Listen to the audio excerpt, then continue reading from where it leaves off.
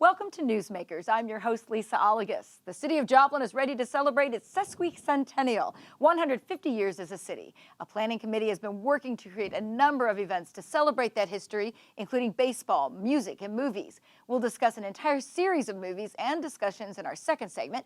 But first, joining us to discuss the big plans are Patrick Tuttle with the Joplin Convention and Visitors Bureau and Wally Bloss, a member of the Sesquicentennial Committee. That's a mouthful. You did very good. Sesquicentennial, very good. Very good. 150. Yeah. 150th birthday.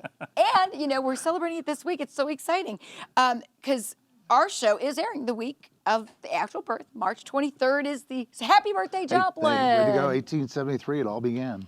So let's talk about some of the events. We've got stuff happening March 21st, getting it kicked off with little baseball themed that has our history. Pat, tell us about that. Yeah, and Dr. Galen Irwin is here, and he lives in the Netherlands, and he's visiting from back to Joplin. He was from here and became an avid collector of Gaby Street memorabilia. Gaby Street was a manager for the Cardinals and retired here in Joplin. 26th Street between Maiden Lane and Main Street is named for him. And anyway, Dr. Irwin is going to be talking about his collection of Gaby Street memorabilia, and just not his collection, but also how to collect and how to become a collector of memorabilia and why it's important.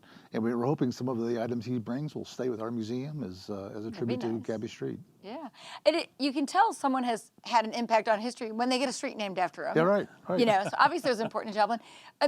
Tell us a little bit about Gaby Street. I mean, he was a baseball manager, and he was also a manager for the Joplin Miners, which was a team here and physically in Joplin, and quite a celebrity is what I understand. And he's quite a person with unique traits. He brought some of the Cardinals down here, and it was quite a showpiece. It's probably why there's such a Cardinals-Royals rivalry, a split here in town, what goes on with it.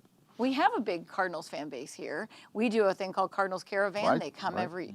every year when they can because the pandemic happened. But I mean, we have a lot of big fan base. Right. Very big fan base. And that'll be at the Joplin Museum Complex. The Joplin Historical Society is putting that on. And they're going to have peanuts, popcorn, Cracker Jacks, and maybe beer, I think. Take me out to the ball game. Yeah, the whole thing. So all the good stuff it's going to be good. So that's going to kick off the week with that on the night of the 21st. And then the 23rd is actually the birthday. And our own historian, Brad Belk, is going to be doing a lecture up in the City Hall in the council chambers about Thomas Hart Benton, another one of our celebrities. And you know, the mural that hangs in City Hall that was a gift from 1973 for the centennial is Mr. Benton's last and only autobiographical mural. So Brad's going to be talking the significance behind Mr. Benton returning to Joplin and his contribution and then some of the details.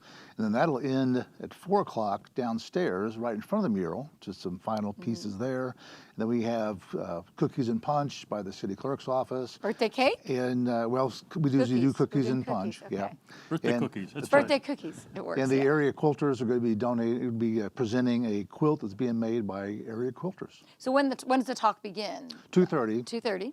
Yeah, And then at 4 o'clock is the birthday celebration. That's right. And the public's welcome to come join us, be a part of that, and hear Brad finish up his lecture. Mayor, city council folks will all be there and partake with it and actually identify the birthday as that time frame. So we've talked about that. March 23rd is the birth date. Why is it important to make sure we celebrate that day? And what is the significance of when we say their birthday? What does that mean, Wally? It's a way of saying we've been here for a while. You know, we've got some history, and that's what's neat about something like this. We certainly want to look forward and continue out doing the good things that we're doing, but it doesn't hurt to look back at where we came from. And 150 years is a pretty good chunk of time. I mean, it's longer than any of us have been around, that's for sure. And it's a way of commemorating what we've done as a community. So there's a lot going on, and that looks at all those kinds of things that came out of this community, things that are a part of this community as we move forward with all the different elements of the celebration. So March 23rd would have been when we had our city charter? Yes. That's what the significance of that date Yes. is. So then let's talk about other things happening in April, because you've got music as well as part of this big celebration. And planning started a really long time ago. In fact, your commission was created like 3 years ago? It was, because the Celebrations Commission is formed for 4 specific milestones. And we started in 2021 with the bicentennial. Missouri's bicentennial was that year. And then the sesquicentennial this year. And then in 26 is USA 250, as well as Route 66 turning 100. So the commission's going to change faces and look kind of different as they go through the years and emphasis, but it'll cover those 4 unique milestones in a 5-year span. But April is really busy. The weekend of the 13th, 14th, 15th, there's 4 events going on. Jam-packed. It's really going to be packed. We're kicking off the Joplin Goes to the Movie series and showing the Bonnie and Clyde film, the 1967 Faye Dunaway. We're going to talk in depth about all the movies that. in the next segment. So we're going to show the most authentic of the Bonnie and Clyde films, which is the 67 Faye Dunaway and Warren Beatty film. And that'll be in Landreth Park, free to the public. It's a lawn chair seating. It's out under the stars watching the old Bonnie and Clyde film. We got some food trucks coming and some vintage cars, and should be quite a good time for that one. So we have a lot of baseball happening that weekend. So tell us a little bit, and it's historic Joe Becker Stadium, which has its own history, right, Wally? I mean, it's a neat place to go. Yeah, there's a group of historic reenactors of baseball. And give me the proper name. Vintage or Vintage Baseball, 2 words, Baseball Association. Okay, BBBA. And they are coming to help us celebrate. They will bring uniforms appropriate to the time. We have 4 teams from the area with their names that are just appropriate. You probably remember the names better than I do. Pittsburgh, so there's two high school games to be playing, and then this VBBA game be in between. Galena versus Columbus. The Galena Miners are going to play the Columbus Bombers. Okay. And then Pittsburgh Coal Diggers will play the Joplin Miners. And those are actually minor league team names that existed in history. So not only are these 4 varsity high school teams assume the names, they're also going to have uniforms that have the old type logos on them as well. So. And the vintage team will play. It's going to be what, Topeka versus St. Louis. St. Louis Brown Sox. St. Louis Brown Sox and the Topeka what? It's the Western Baseball Club of Topeka. So who plays first? And then there's like 3 games in a row? Yeah, Columbus and Galena will play at 10:30, and then about 12:45-ish or so will be the VBBA game, and then Joplin will play Pittsburgh after that time. Let's also talk about then that evening is a big event, and most of us have heard the song Moonlight Bay. You know, it's a classic. Right. Who knew it had a Joplin connection? I didn't. So tell us about the Joplin connection of we were sailing along on Moonlight Bay. Very good. Very good. You could hear that. Never mind. Well, it's really going to be a fun evening, and it is the second of 2 fun evenings. We'll start with the 15th, which is out of sequence and logic, but it is the one that's going to look at the ragtime music that came out of Percy Wenrick. Percy Wenrick, Joplin native, made his fame and fortune in New York City, but he's a Joplin boy. There's no doubt about it. What year would this have been when he was living here? The late 20s, early 20s, in that time frame. That's the rough time frame. Right. Again, he was active along with Dolly for his wife Dolly for a chunk of time there. But the song Moonlight Bay, When You Are a Tulip, there's several others that are familiar ones that are just, when you hear them, you're like, oh yeah, I know that. I didn't realize that was connected to Joplin, for goodness sakes.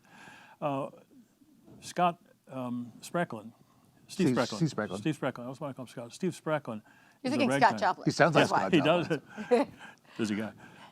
Is a ragtime piano player who actually is from Joplin. He actually was at the 100th. Yes. Which is amazing that we've got that continuity. Yeah. Playing ragtime music. At that point, it was up in the House of Lords or somewhere. Up in the Connor Hotel, yeah. yes. But it is something that continues and shows what it is that we've done. And some of the ragtime music he'll be playing, a lot of the music he'll be playing is stuff that Percy Wenrick wrote. So that concert will be on the 15th. Later on in that concert, there'll be a grand finale with a big chorus of 100, 150 people singing some of his Percy Wenrick songs and some other barbershop type songs. Also that evening, there'll be the International Barbershop Champion Quartet and another female barbershop quartet. It's just an extravaganza. Yeah, and that's happening here at Missouri Southern. Yes. That's at happening Taylor Performing Arts Center. 14th and the 15th. There's 2 shows. So the 15th is the big Percy Wenrick 15th kind of dedication, focused more on ragtime. The 14th, the night before. Barbershop. Yeah, 14th is the night before is more barbershop. And there will be some of the local groups. There will be the large group that many people are involved with. And then there will be a larger chunk, a larger segment of the international champions. And these people are just amazing. They have literally the international champions of barbershop quartet singing. They're going to be here. The female group that is another top contender is coming also. It's going to be a wonderful night, and again, the price is right, free. Yeah.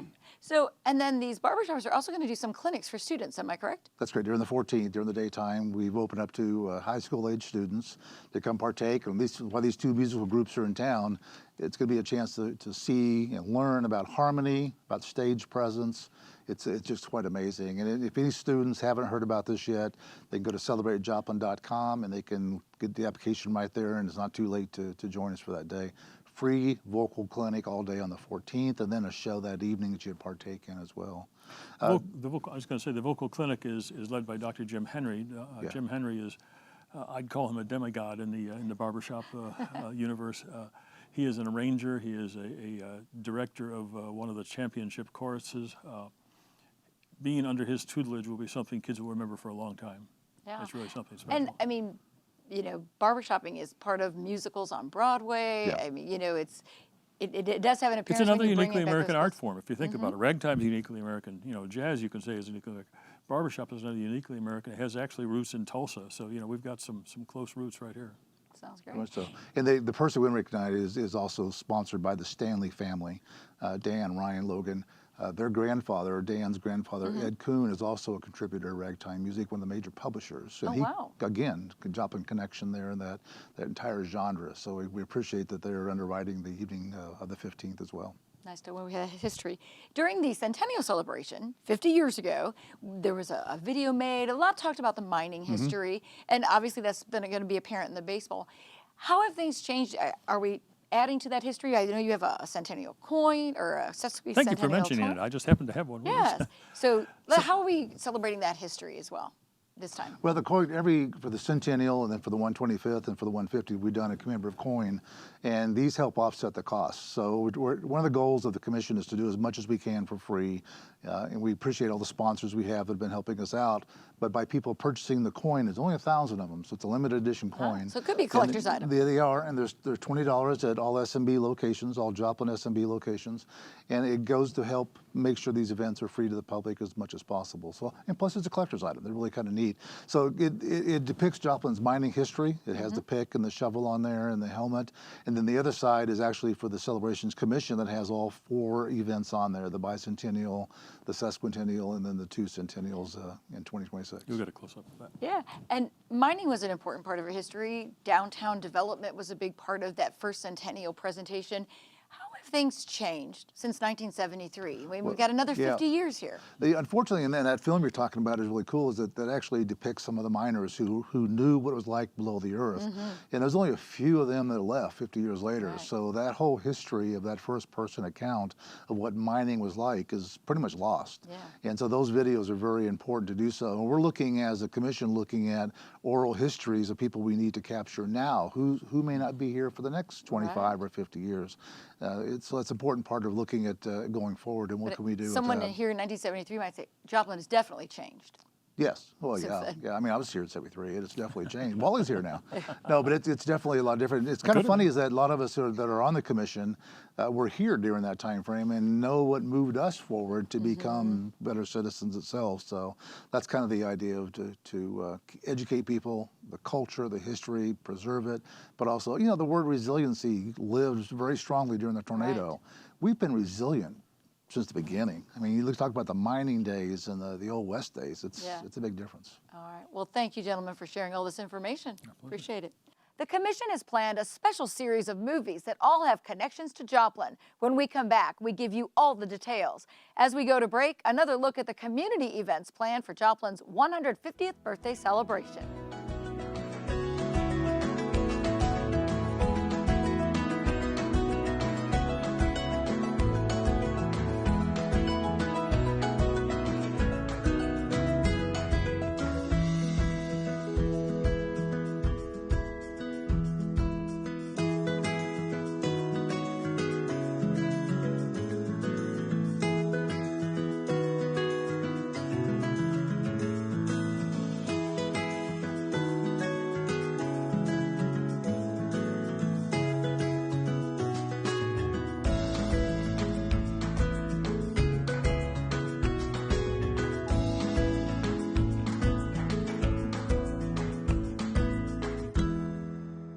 Welcome back to Newsmakers as we celebrate Joplin's Sesquicentennial. The 150th birthday celebration includes a movie series.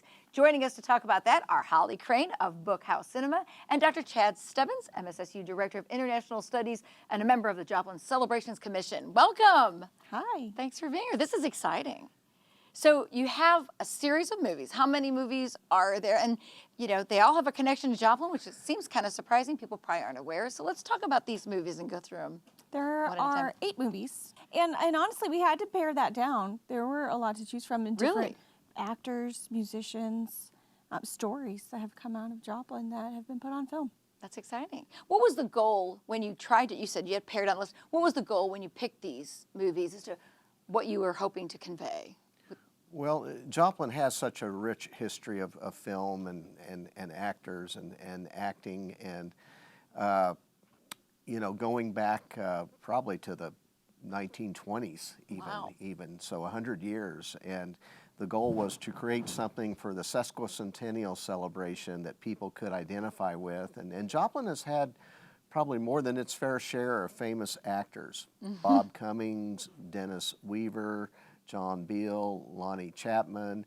And so some of the films portray actors or actresses from Joplin, and then the other films are about events that happened in Joplin or had a significance to Joplin. Yeah.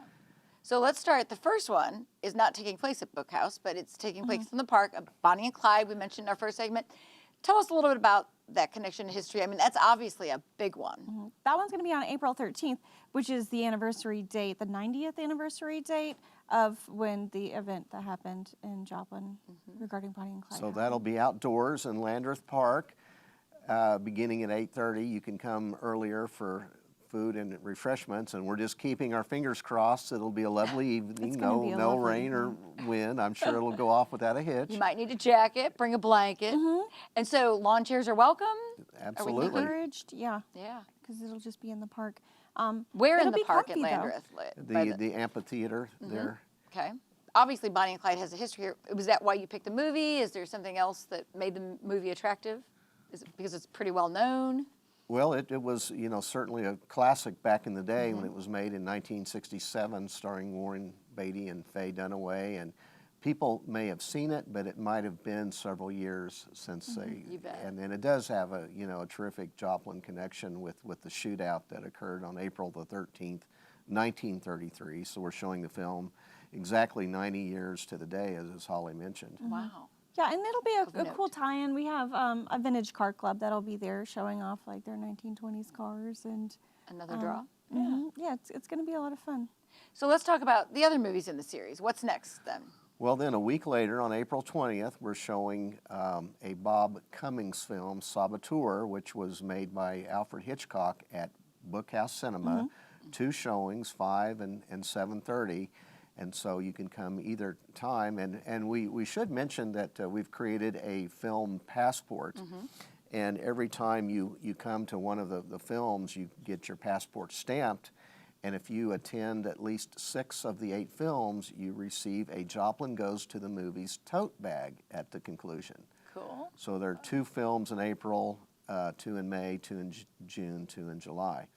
So back to the April 20th film, Saboteur, Yeah. with Bob Cummings, you know, another famous actor from Joplin, I think born in 1910, went to Joplin High School, was quite a celebrity in his day. I know he did a couple plays at Joplin Little Theater because Okay. he's in the history book there. Okay. So that's exciting. And in the 50s, he had a popular TV show called Love That Bob, which was syndicated, and we'll show a little clip from Love That Bob, which shows Bob as the, you know, quite the comedian.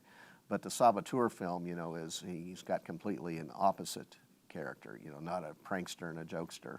You've watched some of these, right? So was it a challenge to get a film like this because it's older and will it be hard to present? Well, at Bookhouse, we do a lot of repertory film and vintage stuff, so I have a pretty good relationship with like Warner Brothers and Universal regarding these older movies.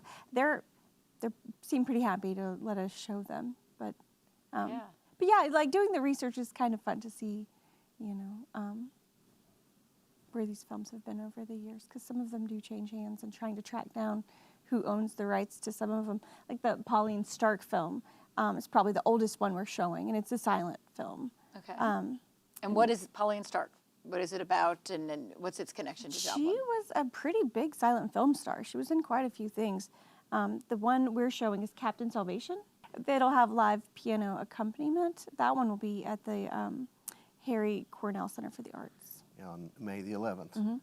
And so, you know, the opportunity to be in the magnificent Cornell complex and seeing a silent film, I bet a lot of people haven't seen a silent film. Certainly not, you know, other than maybe on TV, and Yeah. probably Right. it isn't as exciting as, because that is how they watched it, with some kind of either orchestration or organs or pianos, right? Historically speaking. Yeah, the old movie houses have the built-in organ system, and I've seen some of those. Those are really cool. Fun to watch. Yeah, Super fun to sometimes watch. there'd be small orchestras or ensembles accompanying the silent film. You know, the film was silent, but certainly there wasn't complete silence in the auditorium. There was some kind of music accompaniment Yeah. going on. For the drama. Yeah, sometimes the sound effects too. Yes. So is this a film that's kind of a comedy? Tell us about that. It's a drama. It's a drama. It is about a young man. I think he's studying for the clergy, and he takes sympathy on this fallen woman, and then he gets shunned too. So it's kind of a drama about. So the connection to being judged Joplin by society. was the actress. Yes, and Pauline what's- Stark. What's her name? Pauline Stark. Pauline Stark. And she grew up here. How long did she live here? Do we know? I think she lived here with her mother until she, went off to Hollywood. Each movie will have someone who kind of does an opening speech and talks about the history. Yes, Is that correct? each film will have an introduction. I'm doing 2 of them, the ones on Bob Cummings and Dennis Weaver, and our community historian Brad Belk is doing 3, and we have some other people. Jill Sullivan is doing 1, and Josh Shackles is doing 1, and so it'll, add a little bit to the flavor to explain to the audience what they're looking for and the significance of the film, why it was chosen, and all of that. So tell us about the next one. Well, the let's next go through one another is on May 25th at the Central Christian Church, downtown Joplin, the old Fox Theater, and that is No Business Like Show Business from 1954, starring Marilyn Monroe. And you may be wondering, well, what's the Joplin connection? Yeah. Well, our own Carol Parker auditioned for a role in the chorus line Okay. and was one of 5 selected. And so Carol is coming along with Gary Bandy, and they're introducing the film, and so that's the Joplin connection because of Carol Parker. Carol's in the movies. That'll be exciting to see. How old was she when she did that movie? Well, I'll let you do the math. She was 19 in 1954, so Okay. So yeah. I think Carol will be proud of it, though. That's exciting. And she'll be helping do the introduction Yes, as well. along with Gary Bandy. And Central Christian Center was a movie house, so that's Yeah. kind of exciting to bring movies back there. Absolutely. It's such a beautiful facility. We were really hoping to be able to have at least one film there, so I'm glad that we get to do this one because it really is very, big production. And as a movie, Hollywood that's movie. actually turned Yeah. into a Broadway musical. It's been revived. I mean, it's a story that is still, relished and enjoyed. So it probably has the loosest Joplin connection, but Carol Parker's such a beloved Joplinite, and we're really pleased that she Yeah. agreed, along with Gary, to come and introduce the film. And a first-person account to what it was like to audition for a movie at that time, to be cast. That's exciting. So what's next on our list of movies? Well, June 8th, we show the Dennis Weaver film, Duel, which was actually the first full-length picture directed by Steven Spielberg when he was Really? 23 years old in 1971. And so Dennis Weaver portrays a car. He's a salesman driving his car across the country, and he's harassed by this anonymous truck driver who tries to kill him on several occasions. Yeah, it's very exciting. The Dramatic. edge of your seat, like biting your fingernails, kind of excitement. Just Well, and Dennis anxiety. Weaver has visited Joplin. He's actually mentioned in the Centennial film. Well, he's probably the most famous actor from Joplin. He got his start in Gunsmoke as Chester, Matt Dillon's limp-leg deputy, and then he went on to star in Gentle Ben and McLeod. So he's more of a TV star than a movie star, but this one movie role, Duel, was very significant, and again, it launched Spielberg's career. And that's amazing. And I mean, we've had a leading role. I mean, he was a big part of the movie. So that'll be exciting to see. And that's taking place at Bookhouse. That is at Bookhouse Cinema. So that'll be exciting. That'll be fun. Yeah, Yeah, all right, always, so what's anytime. next on our list of movies? Well, then we jump ahead 2 more weeks, June 22nd. We're also at Bookhouse for On Moonlight Bay. Sounds familiar. We were talking about the song. Well, you were Yeah. talking about Percy Winrick, the Joplin composer who wrote Moonlight Bay. And so this was a 1951 musical that premiered in Joplin in July of 1951 at the old Paramount Theater on Main Street. And so Brad Belk is introducing this film, and it has great historical significance to the community. Yeah, I had no idea it premiered here. That's exciting to think Hollywood came to us in that respect. That's awesome. So what's Moonlight Bay as a movie about? I think it's a love story. I haven't seen it yet. Yeah, it's a love story musical featuring a lot of the songs written by Percy Winrick. So we can actually then see them in the movie, and then also see them in the concert and hear them live. That is exciting. All right, so we have another one. Have we done all that yet? We've got 2 films left. The Hitchhiker on July 13th at the Joplin Public Library at 6 o'clock. And The Hitchhiker tells the story of Joplin's bad man, Billy Cook, a serial killer. And this is a fictionalized account. It's not 100% historically accurate, but it's the darkest film in our series. And So he came here, Billy were the Cook killings was here? born here and then hitchhiked his way to California and back, and along the way, Killed people. murdered some people. Yeah. So murdered but the murders a were not family. necessarily in Joplin. well, he killed the Carl Mosser family from Illinois in Joplin as he hitchhiked his way back to Joplin where he was from. And then he was executed a couple years later. So, again, the darkest film, but it does connect to Joplin. It does connect to Joplin, surely. All right, last on our list. Well, is Alimony, 1949 film, July 27th, back at Bookhouse. We're going to end at Bookhouse. That stars the Joplin actor John Beal. Okay. Probably the 3rd most famous actor in Joplin's history. Excellent. So what's that movie about? Do we know? Well, it's a promising young composer is tempted away from his devoted wife by a fortune-seeking woman who cares more for his prospects than for him. All right. I haven't seen it, But we will. but our community historian Brad Belk selected it, and we'll be introducing it. Yeah, I've seen parts of it. It's that kind of wicked divorcee as the villain, the chronic divorcee. So where do we pick up these kind of an books? old-fashioned character. Our passports. Where do Well, you can go to Bookhouse Cinema And they can get their passport. and get one there. Joplin City Hall. They'll be distributed various locations around And during town. The the- Joplin Public Library. Thank you, Holly. Thank you, Chad. Appreciate you being here. It's our pleasure. Thank you. That wraps up this edition of Newsmakers. Thanks for watching.